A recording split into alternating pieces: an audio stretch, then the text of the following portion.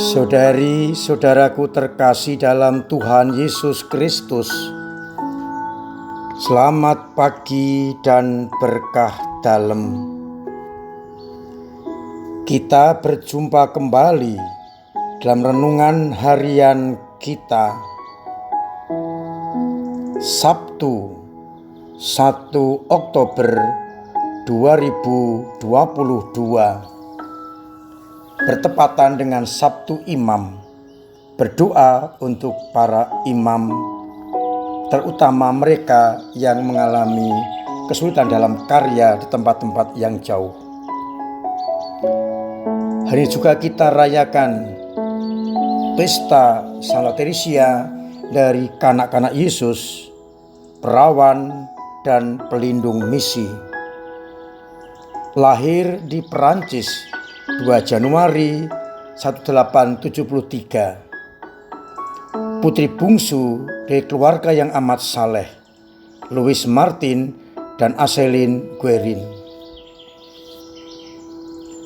Ketika ibunya meninggal, ia beserta ayah dan saudara-saudaranya pindah ke Lisieux. Kematian ibunya menimbulkan frustasi yang mendalam bagi Teresia sebagai anak bungsu. Maka kakaknya Pauline menggantikan kedudukannya sebagai ibunya, memperhatikan perkembangan dan pertumbuhan Teresia ini. Ia diberi bermacam-macam julukan oleh ayahnya: Teresia kecil, bungsu kecil, ratu kecil. Ketika ia belajar di sekolah suster Benediktin, ia begitu perasa, cepat tersinggung, cepat menangis. Maka teman-temannya tidak begitu banyak. Ketika kakaknya Pauline masuk ke biara Karmelit di Lisieux, Teresia semakin kesepian. Ia sering jatuh sakit, namun disembuhkan secara ajaib. Maka pelan-pelan sifat-sifat lama hilang dan muncul sifat-sifat yang baru. Tidak manja, tidak tersinggung, dan ingin memberikan hidupnya untuk Tuhan. Bercita-cita menjadi suster. Ia menyadari Roh Kudus selalu berada di sampingnya. Maka dia benar-benar ingin mengabdikan diri hanya untuk Tuhan. Ia pernah berjanji kepada Yesus tidak akan pernah segan melakukan apa saja yang dikehendaki Tuhan atas dirinya, yang terungkap dalam doa, salah satu doanya: Yesus, tentu Engkau senang mempunyai mainan, biarlah aku menjadi mainanmu. Cita-citanya untuk menjadi seorang suster tidak terbendung, namun masih terbentur oleh umur yang masih muda. Pada umur 12 ia sambut komuni, dan ia berjanji, Yesus di salib yang haus, saya akan memberikan air kepadamu. Saya bersedia sedapat mungkin menderita agar banyak orang berdosa bertobat. Tobat yang pertama adalah seorang penjahat kakap yang dijatuhi hukuman mati tanpa menyesal, namun akhirnya bertobat sebelum menjalani hukuman mati itu. Kerinduan untuk menjadi seorang suster akhirnya terwujud ketika pada usia 14 tahun ia minta izin kepada paus untuk menjadi suster meskipun umurnya belum cukup. Akhirnya dikabulkan boleh masuk biara pada usia 15 tahun.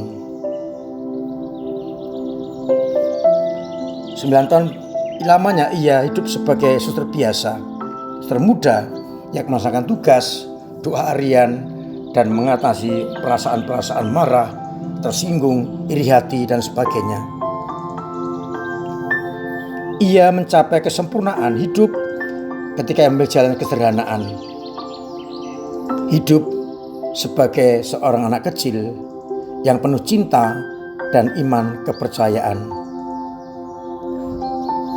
Ia berdoa untuk pertobatan para pendosa. Ia juga berdoa bagi para misionaris. Akhirnya Teresia Lisieux menderita penyakit paru-paru yang parah dan selama 2 tahun ditanggung dengan penuh penderitaan, dan akhirnya pada tanggal 30 September 1897 di biara Lisieux maut merenggut nyawanya. Teresia meninggal dalam usia yang sangat muda, 24 tahun, namun mewarisi semangat sifat hidup yang sungguh luar biasa, yakni melaksanakan pekerjaan-pekerjaan kecil yang mungkin diabaikan oleh orang lain. Kita bersyukur atas orang kudus ini dan mohon rahmat Tuhan agar kita dimampukan menjadi suci dengan cara-cara yang amat sederhana. Sabda Tuhan hari ini dikutip dari Yesaya 66 ayat 10 sampai 14c yang berbicara mengenai bagaimana Allah mengalirkan keselamatan kepada manusia bagaikan sungai, artinya tiada henti. Sedangkan pada bacaan Injil, Yesus kembali menegaskan agar kita bertobat dan seperti anak kecil agar boleh masuk dalam kerajaan surga. Barang siapa menerima Yesus seperti anak kecil, dia yang terbesar dalam kerajaan surga. Saudari-saudaraku terkasih dalam Kristus, saya mengajak untuk merenungkan sabda Tuhan yang juga dihayati oleh Santa Teresia sebagai anak kecil. Santa Teresia menegaskan kepada kita semua, ia tidak segan-segan untuk melaksanakan apa yang diperintahkan Tuhan kepadanya. Ia mengibaratkan sebagai mainan Tuhan yang kadang dipakai, kadang tidak, kadang diletakkan tempat yang di pojok, dimanapun siap. Itu artinya Teresia menyerahkan kebebasannya hanya kepada Tuhan. Ia tidak mengikuti kehendaknya sendiri, tapi kehendak Tuhan yang ia ikuti, dan memberikan kebebasannya untuk dipakai oleh Tuhan. Biarlah aku jadi mainanmu, untuk diapakan Teresia siap. Seperti anak kecil yang sungguh tergantung kepada orang dewasa, demikian pula Teresia sebagai mainan siap dan tergantung kepada Yesus. Mau diapakan, jawabannya hanya siap sedia. Itu mengandaikan Teresia atau kita meninggalkan kesenangan kita, ego kita, duniawan kita, kedagingan kita, dan dengan rendah hati mencoba melaksanakan kehendak Allah. Mungkin dalam situasi yang mudah, kita juga mudah melakukan kehendak Allah. Tetapi dalam situasi yang sulit, biasanya kita sulit untuk melakukan kehendak Allah. Maka bersama Santa Teresia dari Lisieux ini, kita ingin menyerahkan kebebasan kita. Pakailah aku, gunakan aku sesuai dengan kehendak-Mu. Tempatkan aku dimanapun juga. Itu bukan masalah bagiku. Tetapi saya mau mengingatkan, tidak mudah untuk menghidupi janji itu. Maka bersama Santa Teresia kita mencoba untuk mengucapkan janji dan menghidupinya, agar kita mampu dan sanggup untuk menyerah kepada kehendak Allah dan siap untuk dibentuk, dipakai oleh Tuhan. Sikap tergantung kepada Allah mutlak diperlukan kalau kita ingin masuk dalam kerajaan surga.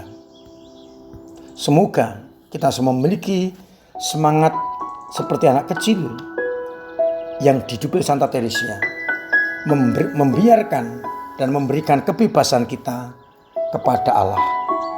Mau diapakan, kita siap sedia. Semoga kita semua dipenuhi oleh semangat dan sifat Santa Teresia yang selalu hanya melaksanakan kehendak Allah. Semoga kita sungguh-sungguh dengan tulus membiarkan diri kita, kebebasan kita dipakai oleh Allah, terutama untuk pewartaan kabar gembira. Tuhan memberkati kita sekalian. Amin. Marilah kita berdoa. Bapa yang penuh kasih, hari ini kami Kau beri teladan bahwa untuk sampai pada kesucian bisa dicapai dengan hal-hal yang sederhana seperti yang dibuat oleh Santa Teresia dari kanak-kanak Yesus. Bantulah kami untuk memiliki semangat yang bernyala-nyala, semangat untuk mewartakan kabar sukacita sekalipun dengan cara yang sederhana, agar akhirnya kita semua mampu untuk menjadi perpanjangan tangan kasih-Mu. Bantulah kami untuk mengalahkan ego kami dan senantiasa hanya melaksanakan kehendak-Mu. Ya Bapa, bantu para misionaris yang mempunyai tugas berat menjadi pewarta-Mu. Biarlah mereka mampu untuk melepaskan ego masing-masing dan hanya mencari kehendak-Mu, agar akhirnya nama-Mu semakin dimuliakan. Dan berkat dan rahmat-Mu bagi umat yang sedang sakit, agar mereka lewat rahmat dan campur tangan-Mu boleh Kau sembuhkan, Engkau bangkitkan semangatnya, dan akhirnya mampu menggabungkan diri dan menggantungkan diri hanya kepada kehendak-Mu. Mereka yang punya beban berat, Engkau ringankan. Yang punya persoalan dengan ekonomi, Engkau bantu. Usahanya Engkau suburkan. Kau gerakkan banyak orang untuk sungguh-sungguh mencari kehendak-Mu. Kami juga berdoa untuk siapapun juga yang sungguh-sungguh mengalami tantangan dan kesulitan. Biarlah Engkau jamah, Engkau berkati, dan Engkau tolong.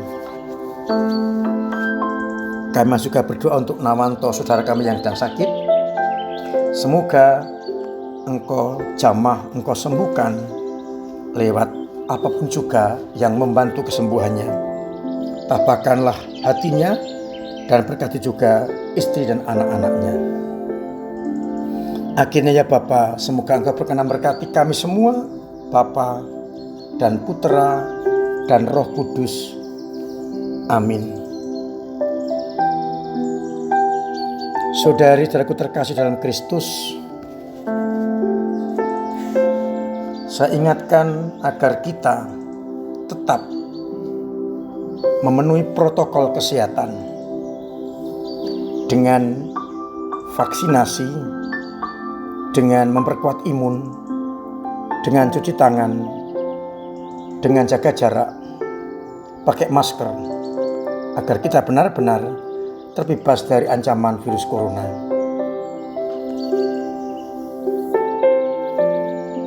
Saya juga mengingatkan, mulai bulan ini perayaan Ekaristi mingguan hanya 3 kali. Sabtu sore nanti jam 5, besok pagi jam 7 pagi, dan Minggu sore jam 5 sore. Mohon menjadi perhatian. Hari ini kita mulai dengan bulan Rosario. Saya mengajak kita semua menghormati Bunda Maria dengan doa Rosario, entah pribadi, kalau mungkin dalam keluarga setiap hari sebelum tidur misalnya, atau lingkungan atau wilayah. Harapannya agar kita semakin seperti Bunda Maria yang rendah hati dan akhirnya berani mengatakan, "Aku hamba Tuhan, jadilah padaku menurut perkataanmu." Progres atau proses pembangunan Gedung Serbaguna terus berjalan, masih diperlukan banyak biaya. Saya tetap mengetuk hati panjenengan semua untuk ikut ambil bagian dalam pembangunan itu dengan cara kita masukkan dana kita lewat kolekte kedua, yakni kolekte pembangunan. Bisa juga dengan amplop pembangunan yang ada di dalam sekitar pintu gereja. Amplop diterima, dimasuki uang, lalu dimasukkan ke amplop lain atau diserahkan kepada gereja dengan cara scan QR atau bisa transfer dengan nomor yang ada. Semoga dengan bantuan itu proses bangunan berjalan dengan lancar dan bisa dipergunakan untuk keperluan banyak orang.